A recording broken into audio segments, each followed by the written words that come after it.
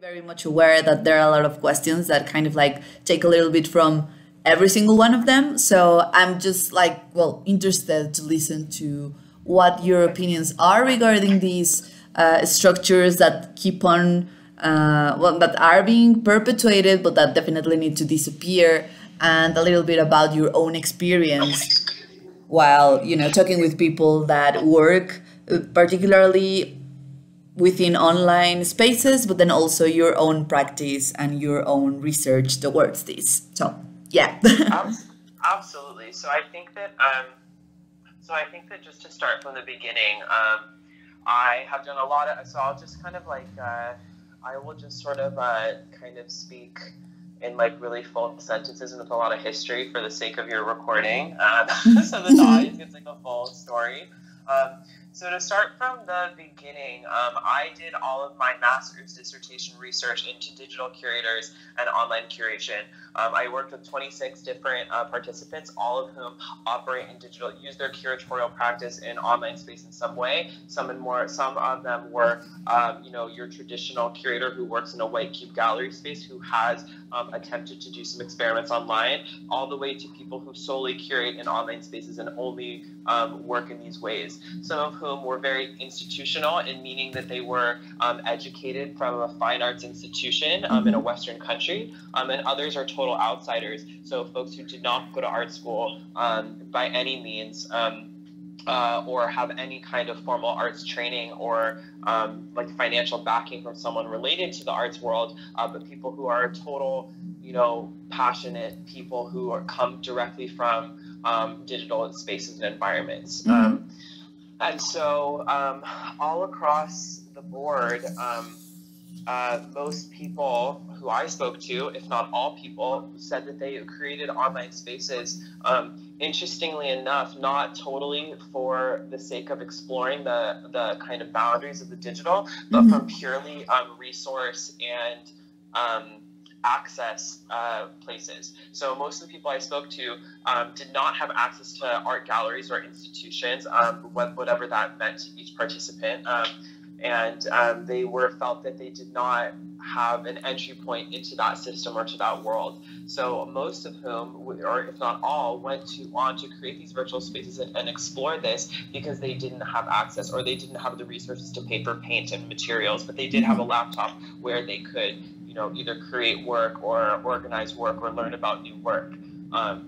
And so most people, especially, started going online because that's where they were finding all of their information on a curatorial level. They were, seeing all of the stuff existing online and using the internet as a resource because they didn't have access to, say, books or library catalogs or big museum shows. But they did have the internet and they had social media, and that's where they would find their peers. They would build a community to connect to. And then due to their lack of access to those spaces, then started curating in those spaces as well. A lot of whom, some of the folks who I spoke to who did have access, who had opportunities at large museums and galleries, said that they started working online for financial reasons. They didn't have the financial resources to pay for rental space or to cover the cost of transporting artworks or paying for insurance on those artworks or installing or any of the other numerous costs that come with putting together something in a physical gallery space. So I think that those two things, both the kind of like social and systematic access as well as financial access, those were definitely the top reasons that anyone I spoke to kind of got into this universe. I mean, a lot of them were already kind of working digitally and living in this space and were interested in kind of, the screen as a medium. But for many, actually, which really surprised me, that was secondary. All of those kinds of explorations came from the fact that this was the space that they were, I don't want to say kind of stuck with, but that was the space they were working with. And so that's where some of those more in-depth conceptual and medium questions really became, the central part of their practices. And so for me, I kind of, from doing that research and speaking to those individuals, I kind of, a lot of my practice has been oriented towards that, towards thinking about access for folks. I mean, which is interesting because, from a personal perspective, I started working in this space because I was really interested in the medium and the concept of creating art online. Not to say that I really tried to kind of enter a more formal, elitist institutional space. But that never was of interest of me, at least at the beginning. And so that's kind of why. But I came from a little bit of a different perspective, and so this was really interesting kind of information to find out, and it was surprising, definitely. And so then kind of before we start talking about other things, I just also want to say that I created my social media account Silicon Valley, which is my own kind of personal pet project, out of the desire to give people more access to these things that were happening all around the world. So not only access to information about more formal and very well-funded institutions and the kind of things they were doing, public institutions, but also private institutions and galleries in cities that people don't live in, or don't feel like they would normally be accepted in due to, a number of reasons. But also things that were happening online, so giving people like algorithmic access, because a lot of the digital art community, I noticed, was really spread out. There were a lot of people in a lot of different cities in a lot of different countries, doing things that were, if not, visually similar in terms of, styles sort of evolving globally, but conceptually similar, like really thinking about the same topics related to, the acceleration of culture, online distribution, all of these sorts of topics. And so I wanted to kind of break through algorithmic barriers that were, keeping this world separate, and give people access across all of these places. So the Silicon Valley could be one account that loads of different people follow, that amalgamates information from all these different worlds and centralizes it in a way that's really digestible. I try really hard to make sure that everything is hashtagged in a kind of cataloging manner, so that everything is really, really searchable. I use really main hashtags and then more specific ones, so that everything becomes super searchable. You can look up an artist's name, or you can look up the title of their show, and this will come up. And I find that this is something that galleries didn't feel like they needed to do, because they weren't really so worried that and your average art researcher was going to find their show. That's not what they were interested in. They know that here, the collectors, people who are making purchases, will know about them regardless. And so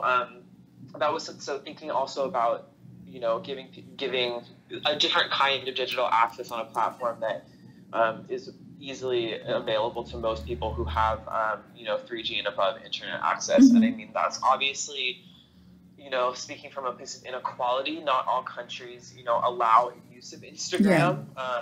For instance, I know that this is something that is a big issue for Chinese artists, that they're not really a part of this world in a lot of ways. I mean, those who have access to Western internet protocols and to spaces kind of get seen, but others do not. So that's really what I was trying to do. And so I've been thinking a lot about this, and thinking about access and connection, and kind of what the role of institutions are. And I don't know if this is exactly the kind of thing you're really thinking about in particular with this project in Toluca, but recently my account has been kind of suspended. I've been blocked from posting any captions on my own photos, and I've been blocked on making any comments. I mean, I can still post stories, I can still like posts, but the whole purpose of this account is that I give people information about the show and tag all of the artists in the caption and write their names out and create the hashtags, so that this is something that's searchable and then accessible to the community. And so I've been blocked for 5 days now, and I'm getting pretty frustrated. So a lot of and it's kind of confusing, because this platform, which is meant to be something that's open and available to all and totally free, except for your data, obviously, is now no longer. I'm using the tools that they have created in the way that they have intended them to be created, to connect people, to create networks, to do all of these things that adds value to their platform, and I've been punished for doing so. And so without any kind of without any transparency whatsoever, I have no idea why. I have a lot of theories, but no exact reason. I don't know why this has happened. I don't know when it's going to stop, and, or like what I can do to fix it. And so right now, a lot of the things I'm thinking about are, kind of the role of these major platforms that expand beyond any world in particular, especially not within the boundaries of the art world, and their relationship to bigger institutions. Because I kind of had always really seen the internet as something that could be kind of like an escape hatch, something that artists and creatives could use to kind of get outside of any kind of some kind of centralized control or limitation or blockage. And, I'd heard stories of people having their content censored, and their content removed and accounts getting, suspended and deleted. But, I'd always sort of assumed that they'd done something to violate, a guideline, they'd posted something new, and I do, at the one on the wall, I don't personally believe in those things. I do understand the need to have some sort of regulation, I think that, I understand why those things are in place. But, but now kind of looking back on my own personal experience, I've seen how this has been negative for so many people, and like kind of how terrible it is in terms of how Instagram's handling it. Yeah. So it's made me really kind of rethink a lot of my original thought and think that, maybe, maybe the role of institutions is more important than ever, because we need places and spaces that are enabling creative people, curators and artists and performers to be free and to have their work shown and displayed and circulated in ways that they don't have the power to do so on their own. Yeah. And, in the age of algorithmic surveillance and control, and opaque systems that are impossible to get through, where there isn't a human on the other end to, unlock the function. We need institutions more than ever to be artist champions and to protect their work and to safeguard their work. But at the same time, it's all kind of, it's just all, I don't know, I'm coming from a place of negativity this week, I guess. I'm usually super hopeful, but, my original thought that, yes, institutions are bad, they limit artists from participating, we need the internet. And now I'm like, wow, the internet is screwing me over. Where are the institutions to save me? And so, but there is no institute for the kind of work that I do. Like, I don't know of an institution that would be willing or even able to do that.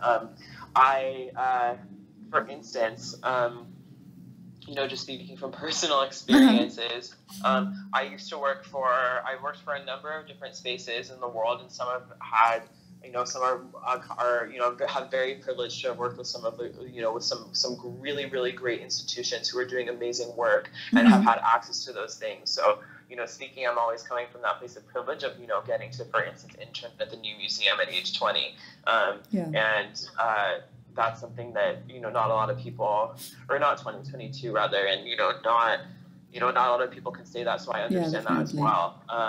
But I've also had a lot of kind of shitty experiences with institutions and kind of how they've excluded me particularly, or people that I know, from being a part of what they do.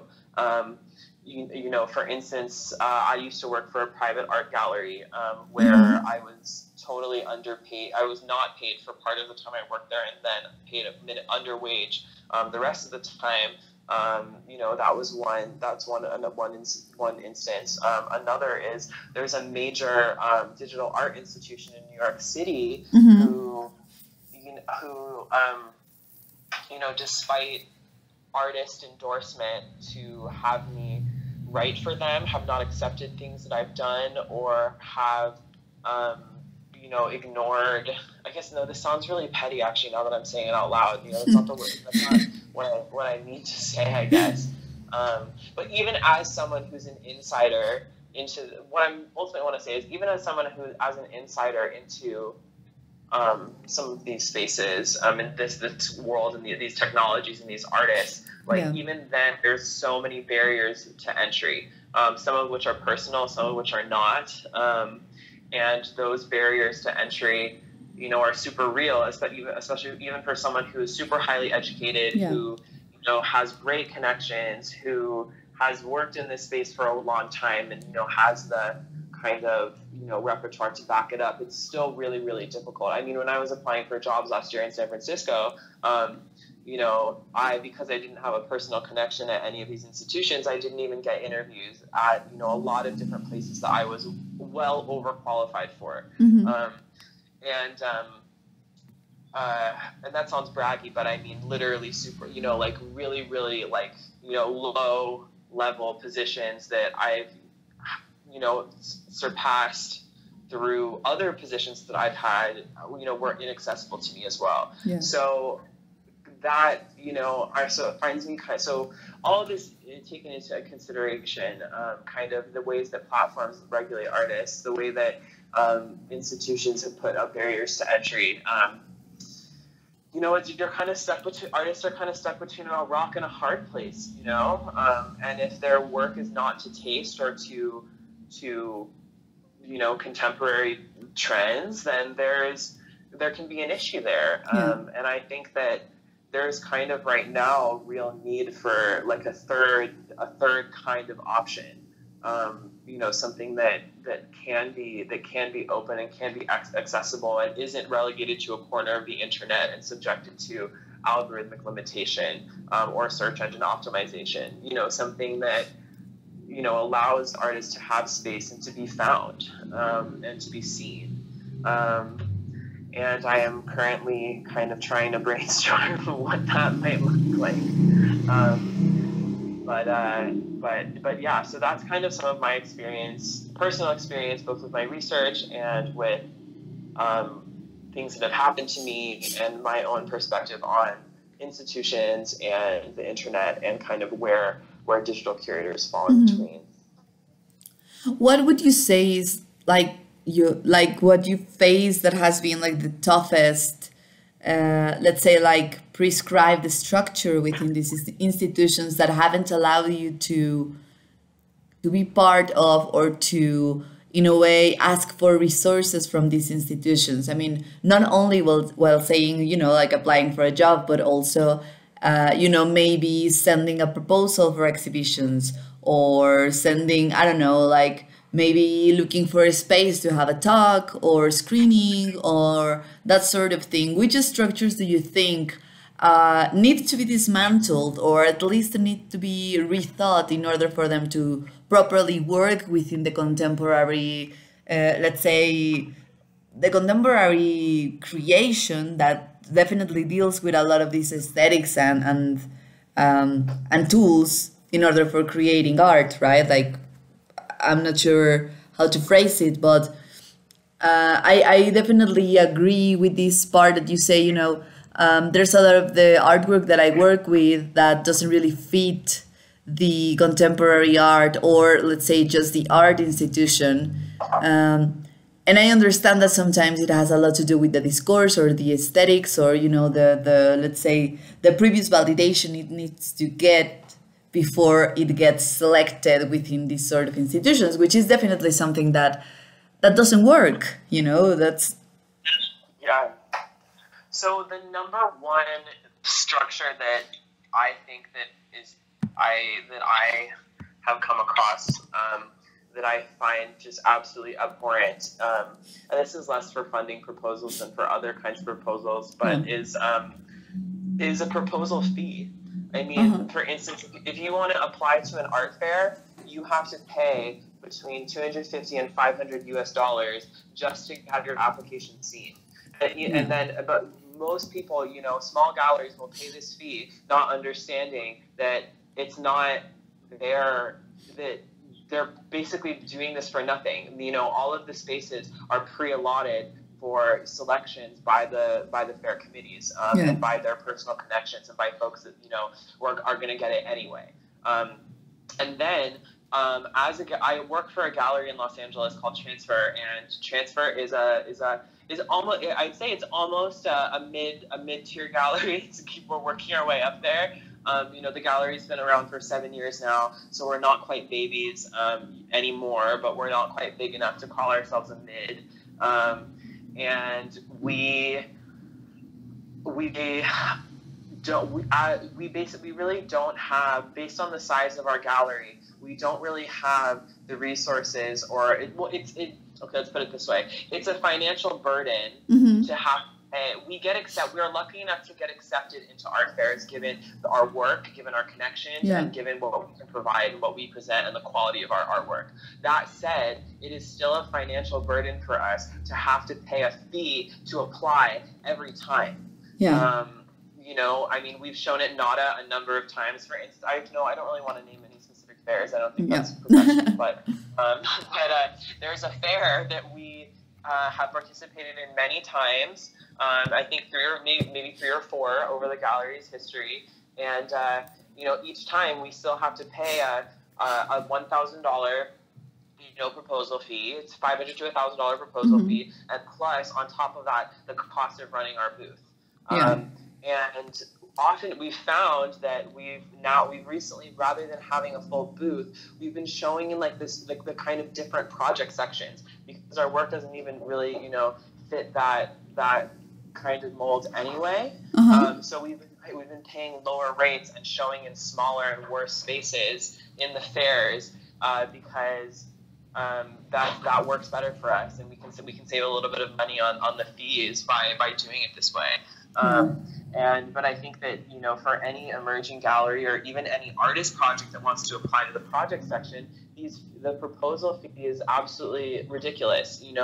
I understand if you want to charge someone a fee if they get it or if they're accepted, and I understand that these fairs and these different events are businesses as well, and I'm not trying to say that they're not, but I do think that that it's not that's one structure that is particularly unjust to me, and that I think is one that needs to change, or we need to think of different models by which these fairs operate. In thinking about access on the internet, you create something like a pavilion you create a show or a group show to get seen. You might use the wrong Biennale, for instance, which is an online digital art Biennale, to have your work centralized and seen by a bunch of people, and these art fairs are the same. So both of these things, which are prohibitive to visibility, yet require an unbelievable amount of labor for the off chance that yes, you might be seen,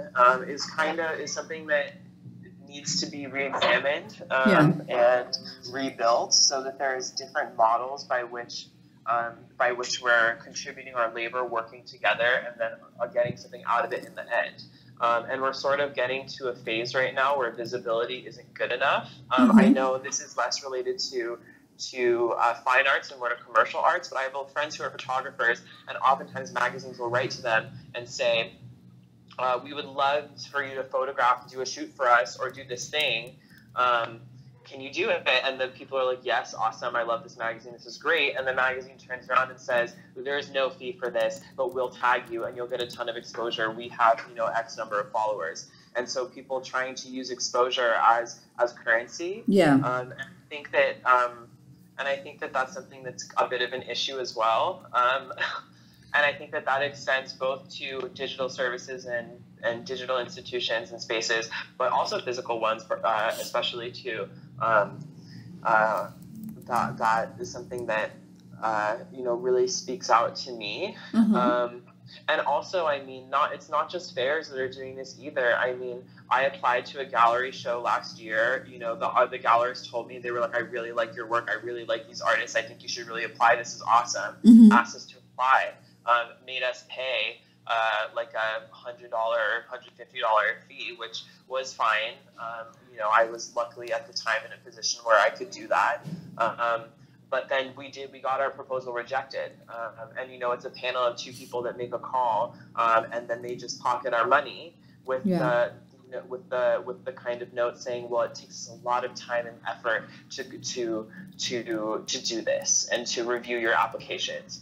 And I don't think that, it also takes the writer and the artist a lot of time to create that that proposal, and then they're paying for the privilege of doing labor for themselves. You know, it just doesn't really make sense. And so that's the number one thing that kind of speaks out to me. Another thing that I think is really difficult, especially for arts workers, is the hiring process in a lot of these places. I know that a lot of museums, for instance, will use algorithm-based recruiting mechanisms in order to find employees, or also to filter through applicants. And so if you don't rewrite, and this is not just for the art world, this is across like all industries, but I think in the museum world it's particularly difficult, just given like the scarcity of jobs and the high quantity of applicants, is that they'll use an algorithm to filter through cover letters and CVs. But if you don't have a particular word in your CV or something that's not an exact phrasing that they're looking for, then you're automatically out of the running. Or if you don't have, a certain number of them, you're out of the running. And so it becomes a game of trying to figure out whatever one person who punched that into the system, is trying to look for, without gauging the quality of the applicant as well. So I think, and that as well as as nepotism within the industry is really a big problem. And we see that all over the world in different instances of oftentimes the coolest, hippest, most cutting edge spaces are often the son or daughter of a billionaire who decided that they wanted to run a fun art project. And so, but also that goes for arts workers as well. And so it's really difficult for us to have access to these jobs despite really specific knowledge or experience or whatever it is. So I think that, and there are some small tools that have been developed to try to circumnavigate this. I mean, there's websites that amalgamate arts jobs. There are Instagram accounts that post art jobs and art job listings. More institutions are doing like open days and like walk-in interviews and those kinds of things. But regardless, I think that it's pretty tough for us to kind of make it through. And then other institutions, the prime example, and I don't have any affiliation with them whatsoever, so I don't mind saying, is the Tate Britain system in the United Kingdom. Their application process is unbelievable. I mean, every single applicant, no matter your level, is required to fill out, I think 6 or 7 essay-long questions per job that they're applying for. It's just an absolutely unbelievably laborious project for something that you may get algorithmically filtered out of anyway without even having your name looked at by anybody. So I think another system that I find to be really problematic is the hiring system. In addition to the proposal and access system for fairs and galleries and shows and these kinds of things, is definitely in terms of workers and hiring. I think it's pretty tough for people. Beyond that, I can't really think of anything super specific that's a systematic structural thing. I mean, I think a lot of times in the art, this is not an art world thing, it's just a life thing. People can be shitty, for lack of a better way of saying it. And so you get some, and so I think that human error and human bias plays a big role in a lot of stuff that we do. And so a more just system would try to create something that eliminates those sorts of prejudices and biases in human behavior, something that is able to look past that and provide an equal entry point, to all people who are applying. And I'm not saying that, every single person should be allowed to apply or have access to every single thing. I don't think that's appropriate either. There are so many times when, you'll get when applicants who are not qualified or don't really have a passion for what they are, the job that they're applying for, will kind of, waste the time of whoever is reviewing. So it goes both ways, but I think that there definitely can be a way to make that more fair. And I think that, these different kind of algorithmic filtering systems were intended to do that, to save the time of everybody involved, so that, people who weren't qualified were, not, having their time wasted and reviewed when they would never get it anyway. But there needs to be more transparency within that system. more than anything else. I mean, oftentimes we see these, you know, you see a major museum or a major private gallery, you know, new director position kind of, you know, advertised or something, and then like someone gets it and you never even saw that they were looking for someone or what have you. And I think that that's a problem as well, is having transparency so that people can see, you know, these are the kinds of jobs that are available. These are the kinds of, you know, other applicants that are out there that are my competition. These are the kinds of things I have to do, and this is why I didn't get it. And that's fair, you know, and I think that people need to be able to see why they were fairly, you know, rejected or denied entry. And I think that there are a lot of legitimate and very fair reasons for those. But right now it doesn't feel that way, and it certainly is not, you know, practiced that way, at least not in my experience. Totally. And I keep on thinking about, you know, this very, very heavy conversation that I think is something that is being held worldwide in regards to how do you get to make a living if you are an arts professional, especially if you're an artist, but not reduced only to artists, right? So if you are, for instance, not working within an institution and not working within education, because I mean, let's face it, there's a lot of very brilliant, you know, art professionals or artists that are that have a bachelor's degree, and you know, that was enough for them to get the education they needed in order to create their own practices. But you know, I think that sometimes not only it is limited the amount, of course, of jobs that you can apply to and that you can actually be, you know, like filtered into the ones that might have a possibility to get a job, but then also, like you were saying, and I think that's something that really concerns me, because, you know, when you apply for something that you are very much aware that you are overqualified, but that there is no other, that you are aware that there is no other position for you to be considered to have, you know, and I keep on thinking about, you know, like what are the strategies for artists, like contemporary artists, let's say people who are, you know, in like very, very emerging in their 20s, for them to make a living. Is it possible or is it not possible? And I remember having this conversation a couple of weeks ago with an artist who was like, well, you have like three ways of thinking about this. You know, if you are a very, very good people's person, then you can gladly move into, you know, the art world by going to openings and parties and panels and sort of selling your work to the people that can and will and could, you know, like hire you in whatever position, whether that be a commission or whether that be an exhibition or a workshop or whatever. You know, like that's number one. But I mean, of course, also, let's face it, it's not like we are all good for that, you know. I remember having this conversation like years back when I started Antimateria, and a friend of mine who is a fantastic artist, who is not into digital arts, but who has been very successful within other areas, who was like, oh, well, what you need is, you know, like you need contacts. You need to go to the openings and talk to people. And I was like, there is just no way that I can do that, you know, that I can get away with that. I'm a bit awkward in person, and that's definitely something that I don't think I will be able to do. And if I do it, I'm not sure I'll be successful with it, you know. But that's probably number one. Number two might be, you know, applying for grants and open calls and you call it, you know, like whatever other thing that you can apply to. But then also writing these applications, it's a job in itself. You know, who pays you for that time? Like you were saying, it's not only if you have to pay a fee in order for you to be able to apply, but it's also the time that you put into writing all of these grants, you know, putting together proposals. That's also very valuable time that you put into this process, that you don't know that if you're going to be, you know, like successful or not. But that's a second way. In that second way, probably you don't need to go and talk to anyone, right? You only need to have like a very good writing skills and, of course, a good proposal.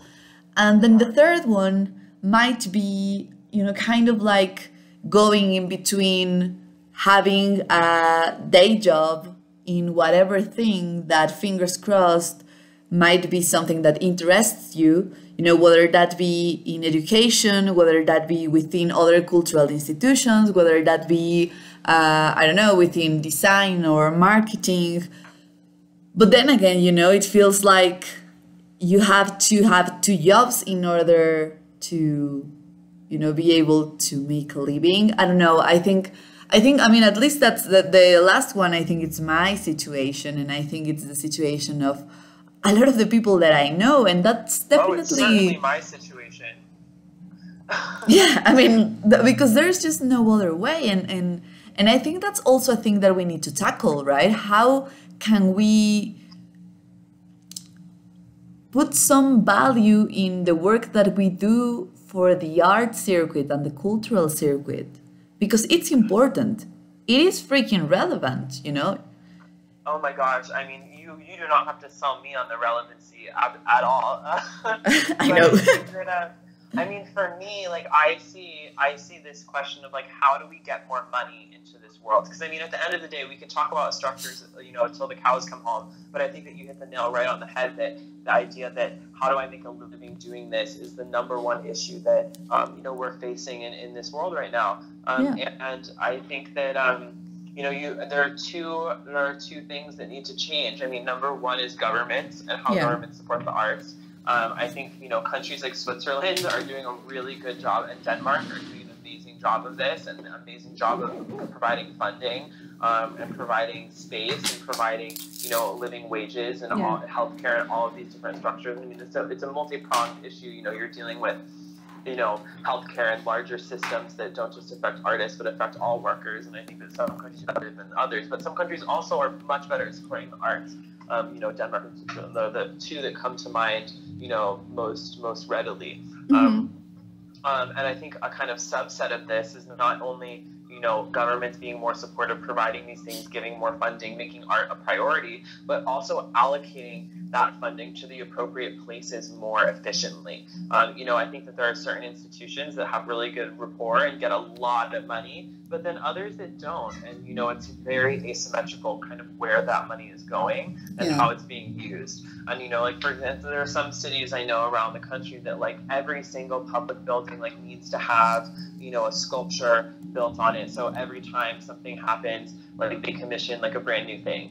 And I'm like, okay, that's cool, that's great. But you're still not, you know, that's one project for one artist one time.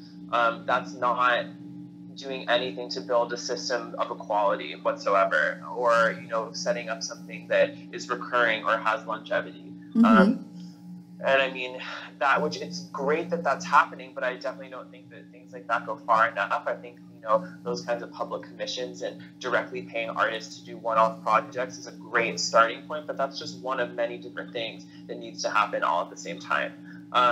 And so those are two, so government and structures and the way that this money is appropriated is definitely one thing. And as someone who works for the government, I work for the Canadian government as foreign policy, on the foreign policy and diplomacy services for Canada here in San Francisco. And I'm constantly trying to appropriate, and, you know, I'm not, this is no critique of my employer whatsoever, but I mean, there's a lot of, governments have a lot of priorities and a lot of things that have to come first. And just due to the nature of, you know, those things, like making sure people have clean water and electricity and services and healthcare, that art kind of usually falls towards the bottom of the totem pole. And there is a money for it, especially in Western countries and wealthy nations. But there's not a lot of it. And, like, I do get money to support the arts in my role, but it's usually not very much. And there's rules for the ways in which I'm allowed to spend it. So, like, I can't directly pay for the production of an artwork. I can't directly pay an artist. What I can do is I can use money to, like, facilitate different things happening and to partner with other institutions to make sure artists get that money. So as someone who kind of works in both the government and an art world, I understand how to make a partnership with a gallery and use my money so that the money that the gallery might, or the other partner institution might spend, goes directly to the artist rather than somewhere else. And so that's something that it's one way that I have used in my job to make sure that money is going to the right places. but it's not. It's just not enough, and it's really limited. And in Canada, for instance, like if I want to bring an artist to San Francisco, I actually am not allowed. And this isn't, not necessarily a critique of the whole government, but just as kind of a limitation to my own role. I am not allowed to select an artist to show. If I want to work with an artist and I want to get someone from Canada down to San Francisco or vice versa, they have to apply to a central cultural affairs office in Ottawa. And so this central office, they make all the decisions and they do all the nitty gritty and they actually choose where the money goes. I can kind of like facilitate the process and help make things move more quickly and more efficiently, and also, be the point of entry, because these are opaque systems. There's no like email for the person you email to like get a show funded in San Francisco if you're Canadian, that's something that I have to kind of direct you to. And I have to then kind of like endorse that proposal, for instance. Yeah. That just goes to show that like that's kind of a very limiting governmental structure for how this runs. There's one office that does this, and then they make all the decisions for all the things that are happening around the world. For Canadians, we only fund Canadians. It's the Canadian government. I don't think you can really expect a nation government to pay for everybody, but that's just how it works for their own citizens. So the government, I think, is definitely one thing that needs to be dealt with and tackled and kind of rethought. The other thing that needs to be rethought is kind of the classic art world elite. The amount of money that's exchanging hands and moving around the art world is totally like a 99 to 1% sort of ratio.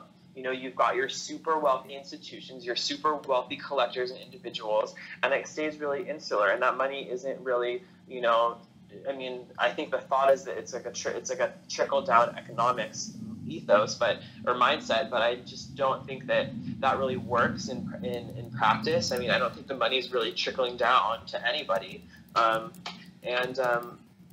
There's models for like the purchase of an artwork, but there's not really models for the support of a career. If an artist wants to have like a monthly stipend and not just worry about selling work to work, they need to be represented by a gallery and sell the rights to their creative practice to that gallery, essentially, in exchange for that monthly living stipend plus percentage of each art sale. And so for some artists that really works, but for others that wouldn't work. Here at Transfer, like that for emerging galleries also that doesn't work either. If you're an alternative space and you don't have like a couple $1 million to play with, you can't really afford to be shelling out a living wage to an artist every month.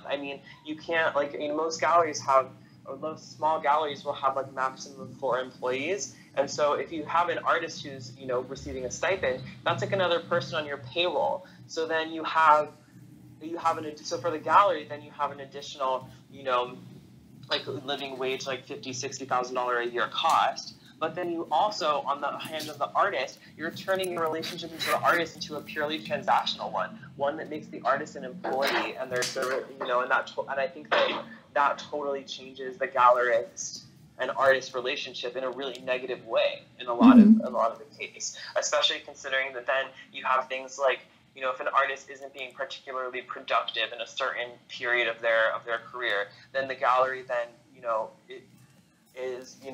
that puts them in this kind of antagonistic relationship where they have to hound the artist to like make, when that's a really inorganic way by which things should be produced.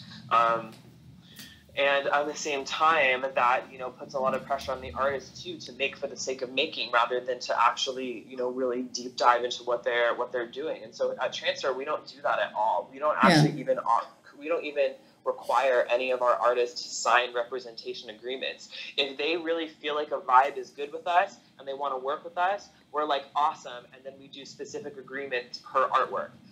So that then, the artworks, we work with them on a certain artwork, we would do a show, and then the things that we show, we represent and we sell for them. And they're kind of like a part of our family, and then we do social media and provide all these other services for them, in exchange for working with us on that thing. But we don't really have, but it would not make sense for us to, have, and it's a great model because It gives the artist freedom to work with whoever they want without feeling like they have any kind of exclusivity. It doesn't mean that everything that comes out of their studios are property like other, gallery artist relationships are.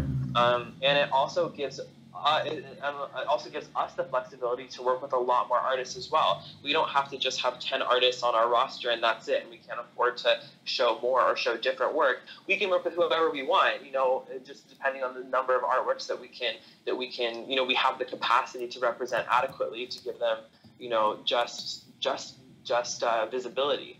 And so, that's obviously, it's imperfect in certain ways, and, we're experimental in the way that we're thinking about these things and constantly trying to come up with new models in ways that are better for everyone.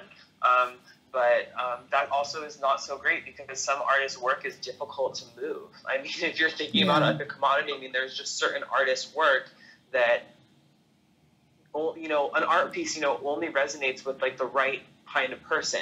Everything is meant for a different person to love and to want to own and support. And those kinds of relationships with buyers and collectors is something that has to be cultivated and takes a lot of time. So there's certain artists who we just haven't found that person for them yet. We haven't found the group of people who have the resources to purchase their artwork who want to. Not to say their art is bad or that we're doing a bad job of like meeting people, but just like sometimes it's just not a fit, and you just don't have the person that like just absolutely falls in love with that piece. And so it's also kind of complicated because there are certain people that like the people that have the money to do this. A lot of the times you don't want to work with them. Kalani has refused sales before because she felt like it would do the artist and the work disservice to be owned by that person.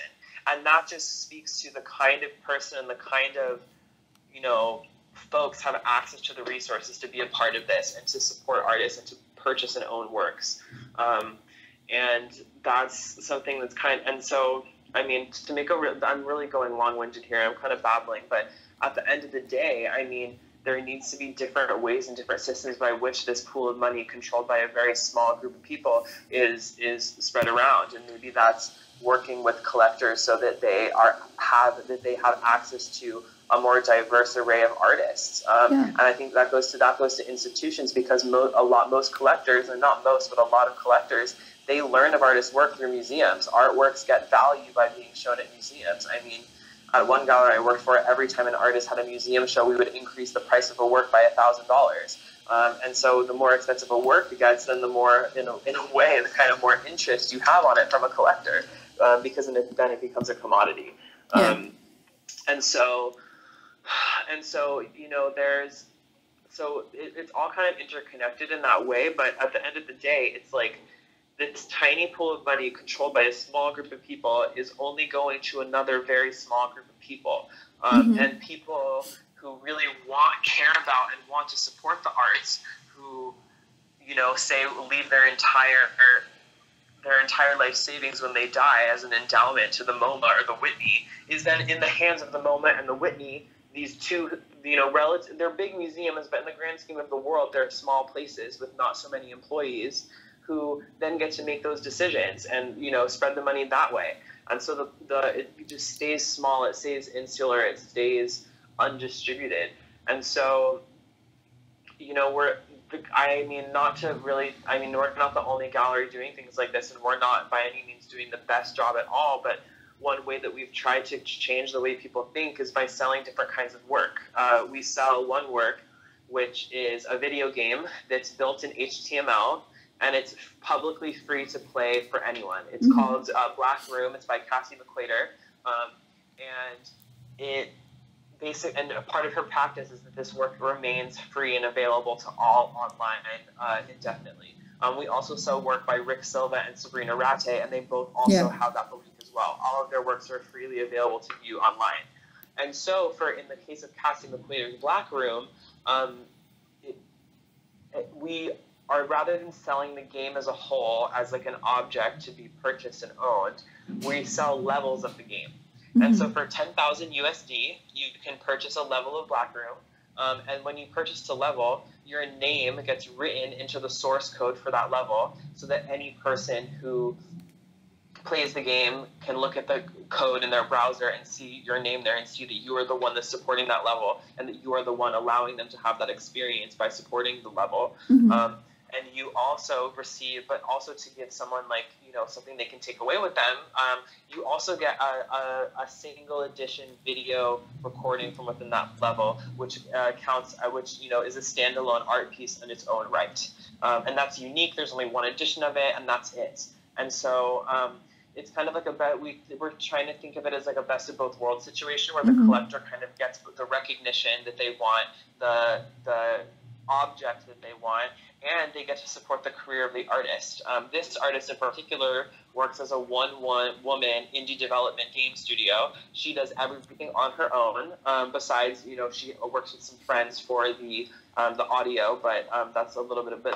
All the development of the game itself is all her. And so she spends thousands and thousands of hours every year working on this game. She's been working on it for a number of years now. And that's all of her time, you know. And so because she's making something that's free to play online. So then how does she, you know, pay her bills? How does she eat breakfast in the morning, you know, on doing something like this? And it's really difficult. And so we've created this model and put the price point where it is, because the idea is that this is to support the career of the artist. By paying for this and by buying this level, yes, you get an art object, but you're also directly funding this person's ability to survive. And so, I mean, we're trying to realign the way collectors think about purchasing, so that to kind of less thinking about buying a commodity, more about supporting the career of an artist, true patronage in that way. And so we're hoping that through collectors and also like micro sales and smaller things, you know, we can create a model where more money is moving in more different directions and more vertically to the artist's pocket directly. So, I mean, I'm not saying that we're doing a fabulous job of it. It's an experiment. We're just trying it out. I believe that no levels of Black Room have been purchased yet. So maybe one has actually. I have to double check that. But you know, it's something that we're trying. You know, it's something different from, you know, your typical model that we're trying to support. I mean, back in the day, you had, you know, gallerists and you know, patrons and super wealthy people directly supporting artists' careers, paying them wages to create without, you know, any kind of insane expectation of like products in return.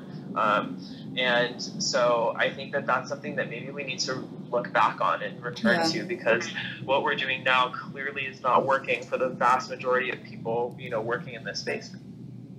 Yeah, which is also an interesting way of approaching these potential new ways of structuring the spaces that could work, you know, if we could add like the proper ingredients for them. And I think that is very, very valuable. I mean, I definitely admire a lot what you do and what Kalani does as well, both in your practice within, you know, transfer, but also within your own research. And I think, you know, I mean, we could definitely expand like way further into any of these topics, which are definitely super interesting. But I guess if we could start like closing a bit the conversation, I'd like to ask you if you could ask anything within this questionnaire. I mean, I don't want to, you know, like be like, oh, what would it be? But like, so I think that first I have to say that part of this whole event and let's say research behind doing this is, well, the output or the final output for this would be to present the results of this questionnaire in an open panel where everyone, you know, whether they were part of the questionnaire or whether they are just like curious people that are interested in the arts and culture, or also if these are people that are working within an art institution in itself. I think what's important about this is to present the results and then discuss the content of these results, because of course the important part is not just to quantify this and put it out there, but also to ask why. So I mean, of course there are a lot of ways we can approach this, but I think that this is also one of the things that I can, or that I like to think about as a strategy to get into, you know, to be heard by these institutions and by other sorts of, you know, like independent spaces and independent ways of approaching these new structures.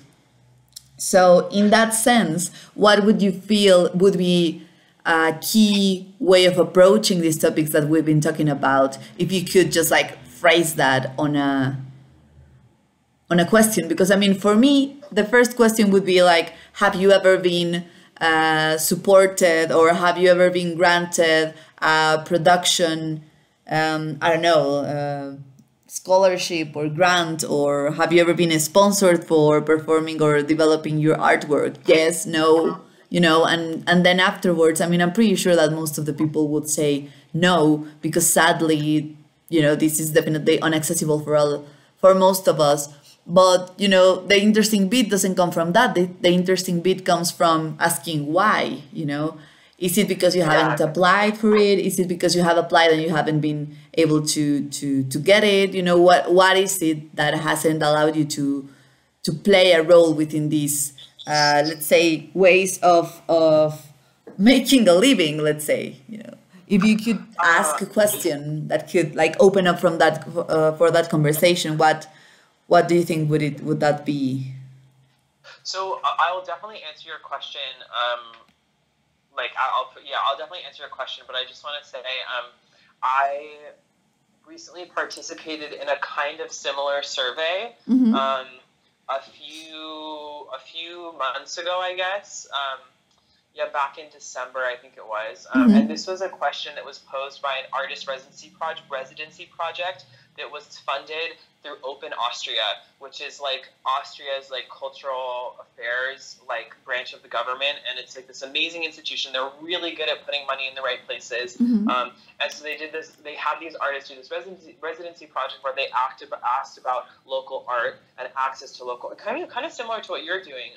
And asked about, now that I think about it, and they were asking a lot of these questions. But essentially at the beginning, they were asking beforehand, the whole idea was they were trying to create a map of the creative technologies in the San Francisco Bay Area. And, you know, they wanted to, you know, kind of pinpoint what the landscape looked like, on a geographic level, like who's here and what do they do.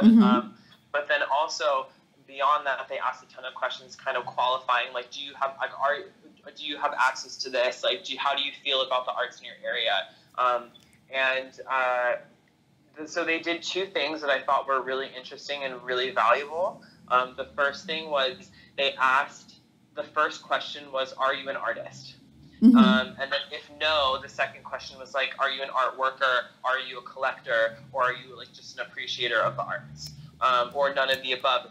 If you get some people in your survey who just like really don't care at all. So then all of the surveys, you know, all of the results then could be broken down into saying like, who is saying this and what perspective is this coming from? Because you'll get a totally different answer from like an artist versus like an arts administrator, I think, or an artist and like a fireman, or, you know, whatever, you know, profession someone has. The second thing that I did that I thought was interesting was, you know, rather than kind of a really good way to get at kind of why was that they asked this question like, no,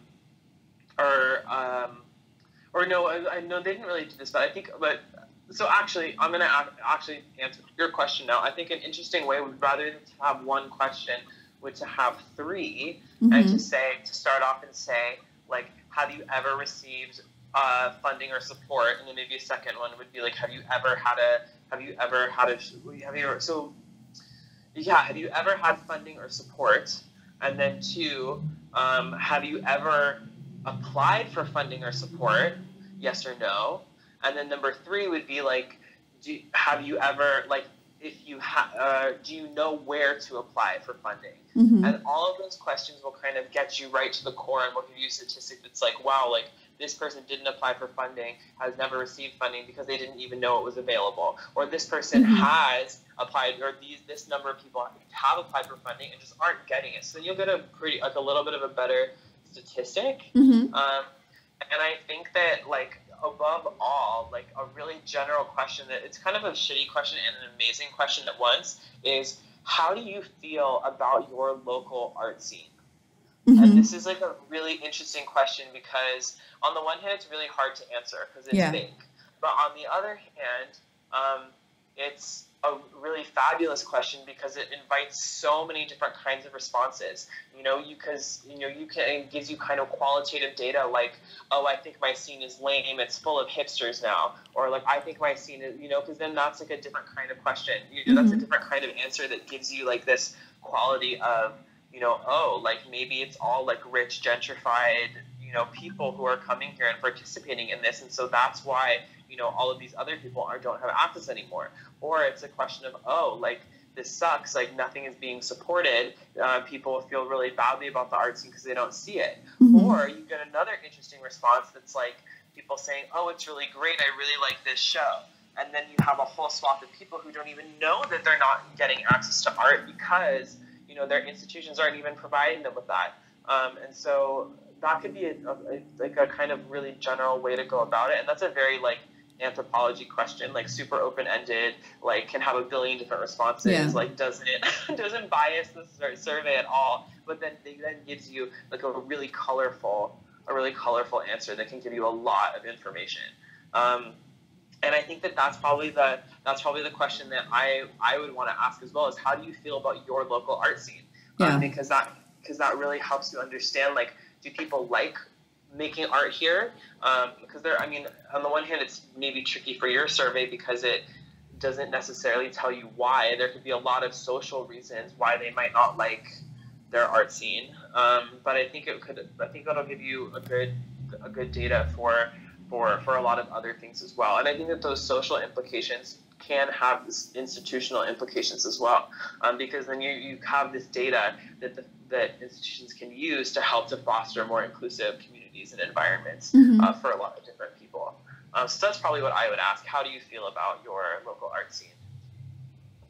That's a great question, because I think that could definitely, like you say, open up to the conversation about, what are the things that are working for you? What are the things that are not working for you? And from there, how do you envision this changing in the near future, right? Because then, just to finish up the idea, I think, using the notion or the quote, let's say, of the Museum of the Future, of course, it arises a lot of curiosity on one hand, but then on the other, if you get a little bit more cynical about it, it's like, well, there's no going to be such thing as a museum of the future. However, by definition, future is, each second that precedes the now. So the future is always now, right? So that's the way that I'd like to approach this whole thing. Whatever you're feeling now is already the future, because the present keeps on escaping and slipping our fingers, Absolutely.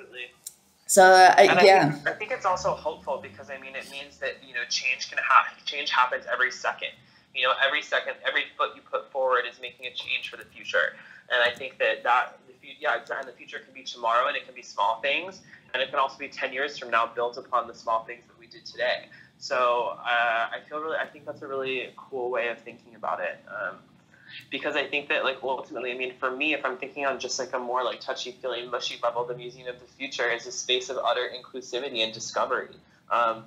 New voices, new talent, new ideas, new images, new modes. I think that right now I have been doing a lot of kind of more not any official kind of research, but more personal research with galleries and curators, especially here in California, and particularly ones that are working with the technology arts. And kind of what everyone is saying is that people want art is no longer like a static experience for anyone. It's not something that is like an objectified experience. People don't want an experience. I mean, people talk a lot about like experiential and immersive installation and all these things, but what people don't want is an experience. They want to be transformed. They want a transformative interaction with something that has them coming out differently than the way that they walked in. And I think that, to me, the Museum of the Future represents that in so many different ways. It is a space where people come in, and the ideas that they're exposed to and the images that they see totally alter the way that they see the world and relate to the things around them. And that, to me, is what the Museum of the Future can do for everyone, and I hope does. Yeah, definitely. Me too. Not to say that like everything needs to be like a wham bam giant beautiful crystal clear render that is so mind blowing that like you leave like, wow, I'm in outer space or anything.